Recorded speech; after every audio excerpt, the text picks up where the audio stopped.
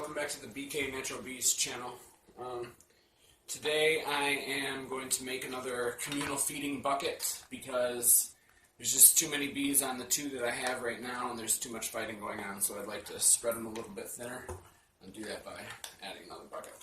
Alright, so this is not my idea. I saw this first, I think, on BeeSource or maybe YouTube, but either way I've seen it a bunch of other places after, so I'm in no way taking credit, but I don't think I'm stealing anybody's idea, or I don't know, it's just one of those things that people have known how to do for quite a while. So you get a bucket with, not all of them have this, but most of them do, with these little receptacles going around the rim, and that's what the handle holds on to.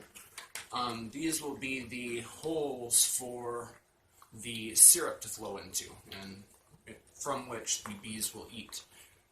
So what the concept is basically poking a hole corresponding to these little receptacles all the way through from the inside.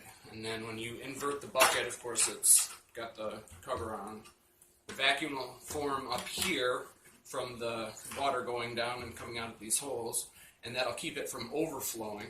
So it'll stay nice and full and the bees can go 360 degrees around it and feed. And it works pretty well. You lose a little bit of syrup, I think, every morning when the pressure changes a little bit, and then also when you first tip it over, depending on how full you made it, you'll lose a little bit. But the total loss is not anything that you worry about when you're talking about 5-gallon buckets full of sugar syrup. So, alright, the way I've found to do it is to kind of put a light to your back, or a light in front of the bucket so that you can kind of see through it. Put your finger in the middle of the receptacle and put a dot on it.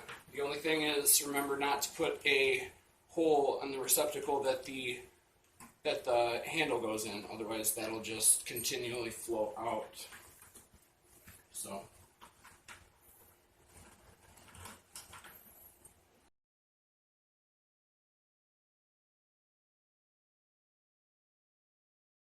alright, so now you see I marked where the holes were, and I put an X where the handle goes, and then I use a small flathead laptop screw, or a screwdriver. I'm sure there are a lot of other tools you could use for this. It's not as hard to poke a hole in a 5-gallon bucket as you'd think.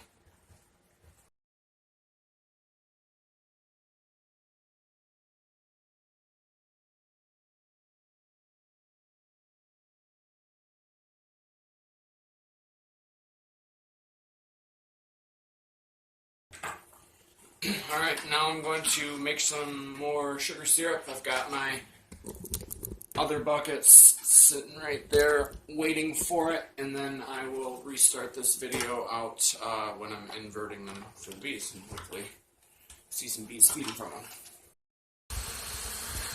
Here are the feeders doing their job. You can see why I have 3 of them out here, because they tend to get pretty clumped up, and that's not a peaceful feeding situation for those bees. So I don't necessarily like it, but I don't have the money for as many feeders as I would need, like the in-hive feeders, the hive top feeders and stuff. I just don't have the finances for it. So this is the only reasonable way for me to do it. But yeah, here they are in action.